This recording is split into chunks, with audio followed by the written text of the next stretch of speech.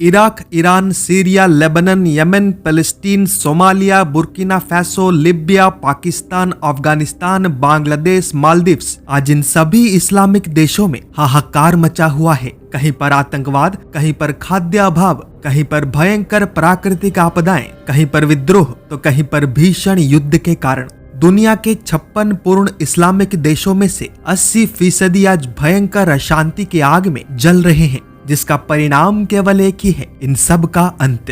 एक कबीले से आरंभ हुआ मजहब आज पूरी दुनिया के लिए सिरदर्द का कारण बन चुका है, क्योंकि ये केवल स्वयं को ही बर्बाद नहीं कर रहे बल्कि समस्त मनुष्य सभ्यता को ही बर्बाद कर रहे हैं। नारियों के ऊपर अत्याचार, गौ माता का हत्या, छोटे छोटे बच्चों के साथ जघन्य अपराध, जिहाद, इलीगल इमिग्रेंट्स, टेररिज्म, कुकर्म का ये सूची बहुत लंबा है मेरे मित्र, जिसको गिनते गिनते रात हो जाएगा फिर भी समाप्त नहीं होगा। पर चाहे जितने भी पाप कर लो, जितना भी उत्पात मचा लो, कर्म के फल से बच नहीं पाओगे और आज फल मिलने का समय आ चुका है। सऊदी अरब एक रेगिस्तानी इलाका है जहां दूर दूर तक रेत के समुद्र दिखाई देते हैं, परंतु आज वहां रेत नहीं बल्कि चारों ओर केवल पानी ही पानी दिखाई देता है। सऊदी अरब के मक्का पर बारिश ऐसा कहर बनकर टूटा कि मात्र कुछ ही क्षण में संपूर्ण शहर बाढ़ के पानी में डूब गया। अनेकों मकान, दुकान, सड़कें, ब्रिज, ऊंट, गाय, भेड़, बकरी, यहाँ तक कि मनुष्य भी इस प्रलयंकारी बाढ़ के सैलाब में बह गए। हर तरफ चीख पुकार मच गया और स्थिति को नियंत्रण से बाहर जाता देख सरकार ने लोगों को घर से बाहर ना निकलने का निर्देश जारी कर दिया। मक्का में प्रकृति का ये तांडव आज पहली बार नहीं हो रहा, बल्कि इसी साल जून के महीने में इसी मक्का के अंदर ही 1300 से अधिक हज यात्री भयंकर हीट वेव के कारण मारे गए थे। ये तबाही, ये विनाश यह प्रमाणित करते हैं कि मुस्लिम देश सऊदी जल्द ही एक ऐसा स्थान बनने जा रहा है जहां पर मनुष्यों का रहना असंभव हो जाएगा। इसी बीच एक और मुस्लिम देश ईरान से एक अत्यंत हैरान कर देने वाला खबर निकल कर आया है। दक्षिणी ईरान के एक गांव में पृथ्वी पर अभी तक का सबसे हाईएस्ट हीट इंडेक्स रिकॉर्ड हुआ है, क्योंकि वहां का टेम्परेचर 82.2 डिग्री सेल्सियस दर्ज हुआ है। एयर टेम्परेचर एवं रिलेटिव ह्यूमिडिटी को कंबाइन करके हीट इंडेक्स का कैलकुलेशन किया जाता है, ये पता लगाने के लिए कि असल में इस शरीर को कितना गर्मी अनुभव हो रहा है। भारत में इसी साल पारा 50 के आसपास क्या पहुंचा, लोगों ने त्राहिमाम त्राहिमाम चिल्लाना आरंभ कर दिया था। कल्पना कीजिए परिस्थिति क्या होगा यदि तापमान 82.2 डिग्री सेल्सियस तक पहुंच जाएगा। यदि विनाश का ये कहानी केवल ग्लोबल वार्मिंग के कारण हो रहे इन नेचुरल डिजास्टर्स तक ही सीमित रहता तो इसे हम साधारण घटना कह सकते थे, क्योंकि ऐसा हर साल होता है। परंतु विनाश का ये कहानी केवल इतने तक ही सीमित नहीं है, बल्कि इससे कई गुना आगे बढ़ चुका है।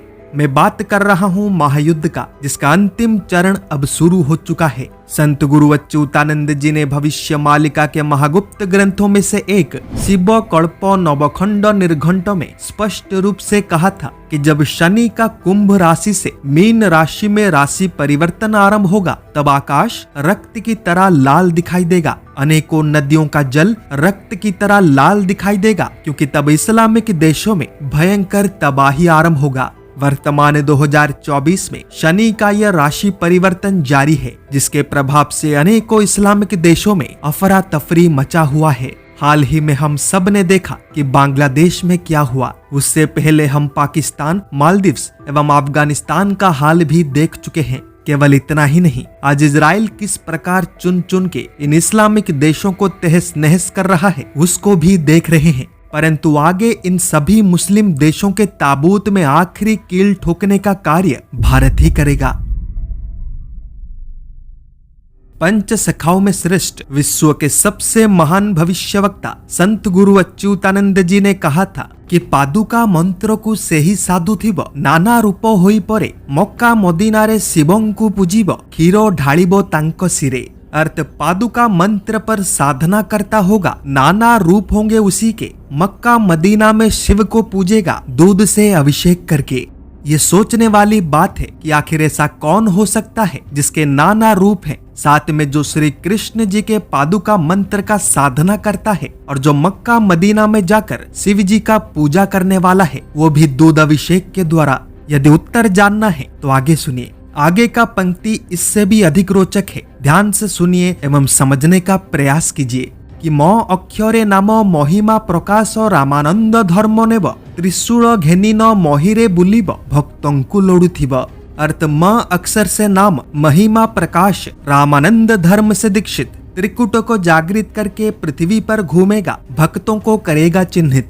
एक ऐसा व्यक्ति जो आध्यात्मिक दृष्टिकोण से जागृत होगा, जिसने रामानंद धर्म से दीक्षा लिया होगा, जो पृथ्वी पर भ्रमण करता होगा, जो देश विदेश में उपस्थित भक्तों को एकत्रित कर रहा होगा, और सबसे महत्वपूर्ण जिसको समस्त संसार म अक्षर के नाम से पुकारता होगा, वही व्यक्ति मक्का में जाकर मक्केश्वर महादेव जी को पुनरुद्धार करेगा।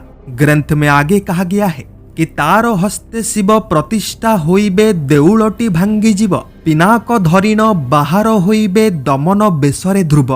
अर्थ उसी के हाथों शिवजी का प्रतिष्ठा होगा, काबा अवश्य टूट जाएगा, पिना का धारण करके शिव प्रकट होंगे, यौवनों का अंत हो जाएगा। इस भविष्यवाणी के अनुसार काबा में पिछले हजारों वर्षों से काले कपड़े से ढककर छुपाया जा रहा वो प्राचीन वस्तु कुछ और नहीं, स्वयं मक्केश्वर महादेव जी का शिवलिंग है, जिनको पुनर्वार प्रतिष्ठा किया जाएगा और इस घोर अपराध के अपराधियों को उचित दंड भी दिया जाएगा।